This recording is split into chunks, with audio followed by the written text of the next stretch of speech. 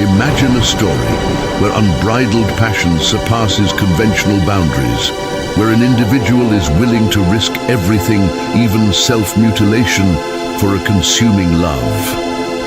In this video, we will delve into the macabre tale of Potiphar and his alleged burning passion for Joseph. As usual, I ask you to subscribe to the channel and leave your like. It won't cost you anything and will greatly help us continue this work. And let's get into the video. Since ancient times, humanity has witnessed cultural and social practices challenging contemporary notions of gender identity. Surprisingly, gender change is not a novelty, finding its roots in ancient eras, particularly in the reigns of the Medes and Persians, where this practice was almost normal and integrated into complex social and political dynamics. In various biblical stories, traces of this practice can be found. The Bible reveals that leaders like Ursus, who ruled with an iron fist, used gender change as a strategy to ensure their safety and maintain control over the royal palace. Men aspiring to serve in the royal palace underwent a radical act, castration. This practice not only ensured the fidelity of the king's wives, preventing extramarital relationships, but also transformed these men into submissive instruments in the hands of the king, aiming to turn them into instruments for royal celebrations and festivities. Another striking example is the reign of King Nebuchadnezzar, who often carried out the mutilation of people captured during his conquests as a way to punish the conquered peoples. This was not only due to the brutality of war, but also the constant threat of losing their masculinity. This cruel practice aimed to intimidate future enemies and ensure that the mutilated became subservient, incapable of challenging the king's power. By mutilating prisoners, Nebuchadnezzar sought not only to defeat a military enemy, but to break the spirit of an entire nation. Physical pain became an extension of emotional pain, leaving indelible marks on the minds of those who survived battles. The fear of mutilation became a powerful psychological weapon, echoing in the minds of future adversaries and sowing submission even before the conflict began. A significant episode occurred in 580 BC, when the Babylonian forces led by King Nebuchadnezzar besieged the city of Jerusalem, culminating in the destruction of the temple and the capture of King Zedekiah. Zedekiah, whose reign began in challenging circumstances, faced growing external threats, defying the warnings of the prophets. Zedekiah sought support from Egypt, breaking the alliance with. This decision angered Nebuchadnezzar, who marched against Jerusalem in retaliation. With the city's imminent fall, Zedekiah tried to escape under the veil of darkness, but was captured by Babylonian troops on the outskirts of Jerusalem. He was brought before Nebuchadnezzar for a trial that would seal his fate. During this painful period of captivity, Zedekiah not only faced physical deprivation, but also was deprived of sight. His eyes were pierced, intensifying his suffering and symbolizing complete humiliation and powerlessness before Babylonian might. But today, the focus of our video is the curious case of Potiphar and Joseph. If you want a full video on the reign of Zedekiah, let us know in the comments and we'll consider it. The story of Joseph and Potiphar is found in the book of Genesis in the Bible, specifically in chapters 37 to 39. Joseph was a biblical figure from the Old Testament, the son of Jacob and Rachel, and one of the 12 sons of Jacob, known as the sons of Israel. Joseph was favored by his father, Jacob, sparking jealousy among his brothers. Additionally, Joseph had dreams indicating his future leadership over his brothers, intensifying their envy. In a crucial event, Jacob sent Joseph to check on the well-being of his brothers, who were pasturing the flock far from home. When the brothers saw Joseph approaching, they conspired to kill him. However, Reuben, the eldest brother, suggested throwing him into a pit instead of killing him, with the intention of later rescuing him.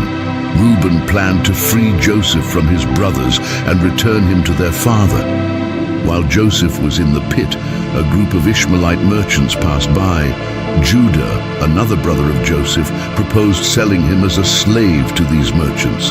The brothers agreed, and Joseph was sold for 20 pieces of silver. The Bible also mentions Joseph's remarkable beauty, drawing the attention of Potiphar and his wife. The story takes a dramatic turn. Potiphar's wife tries to seduce Joseph. However, Joseph rejects her advances, remaining true to his moral and ethical principles. Potiphar's wife, frustrated by the rejection, falsely accuses Joseph of attempted rape. This false accusation leads to Joseph's imprisonment, where he remains for a period. Even unjustly imprisoned, Joseph continues to demonstrate his exceptional abilities, interpreting the dreams of other inmates. One day, two of Pharaoh's officials, the chief cupbearer and the chief baker, had separate dreams, both disturbed by the meanings of their visions. Joseph, known for his ability to interpret dreams, noticed the distress of the two men and offered to help. In the chief cupbearer's dream, he saw a vine with 3 branches. The vine blossomed, produced grapes, and he squeezed the juice into Pharaoh's cup. Joseph interpreted the dream as a sign of restoration. Within 3 days, the chief cupbearer would be restored to his position and serve Pharaoh again. As for the chief baker, he dreamed of 3 baskets of bread on his head. In the highest basket, there were baked goods for Pharaoh, but birds were eating those products. Joseph's interpretation was grim. In 3 days, the chief baker would be executed, and the birds would eat his flesh. Both interpretations proved accurate, and events unfolded exactly as Joseph had foretold. The chief cupbearer was restored to his position, while the chief baker was executed, as the dreams indicated. However, the chief cupbearer, upon being reinstated, forgets to fulfill his promise to present Joseph to Pharaoh. Consequently, Joseph remains in prison for some time, facing more challenges. Nevertheless, his ability to interpret dreams continues to impress.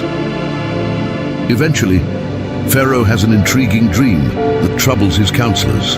The chief cupbearer remembers Joseph and his unique ability. Thus, Joseph is brought into Pharaoh's presence to interpret the dream, revealing that the dream is a message from God about an impending food shortage in the region. Interestingly, during this time, Potiphar changes his name to Potiphar. Names in biblical culture often carry meanings and can reflect significant changes in a person's life. The alteration from Potiphar to Potiphar suggests a transformation of identity or role in Egyptian society. The name Potiphar is associated with the idea of something being cut or removed, indicating a radical change. Potiphar also becomes a priest, adding layers of complexity to the story. Becoming a priest in the Egyptian context could represent a fundamental change in his life, not only in terms of social role, but also spiritual. Pharaoh decides to intervene, arranging the union of Joseph with Asenath, Potiphar's daughter. Joseph, despite being born and raised in Jacob's house, an environment of faith, does not hesitate to marry Asenath, an Egyptian woman. Pharaoh's strategy to neutralize potential issues with Potiphar or Potiphar plays a crucial role in this choice. By marrying Joseph to Potiphar's daughter, Pharaoh effectively links Joseph to Potiphar's family, preventing Potiphar from making any detrimental accusations against Joseph or attempting to harm him in any way.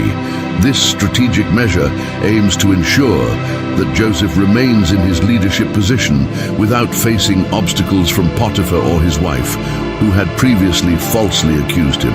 This strategic measure aims to ensure that Joseph remains in his leadership position without facing obstacles from Potiphar or his wife, who had previously falsely accused him.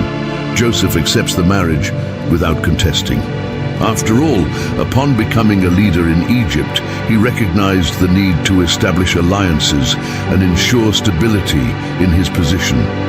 Marrying the daughter of an Egyptian priest may have been a strategy to secure support and acceptance within Egyptian society. Additionally, he could positively influence his wife and future family, thereby preserving his beliefs and values amid a culturally different environment. Joseph's story, from his rise to power to reconciliation with his family, is a narrative rich in lessons about forgiveness, divine providence, and how God can use seemingly adverse circumstances to fulfill his purposes.